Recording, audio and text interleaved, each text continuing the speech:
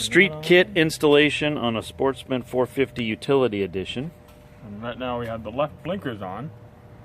And our little dash light is flashing. And there she the is. blinkers there. And we put the other light inside the tail light housing. Oh yeah, that's a clean kit. And then our license plate. Yep.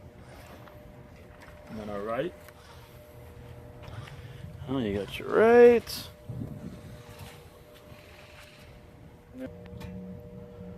Dash light, mirrors.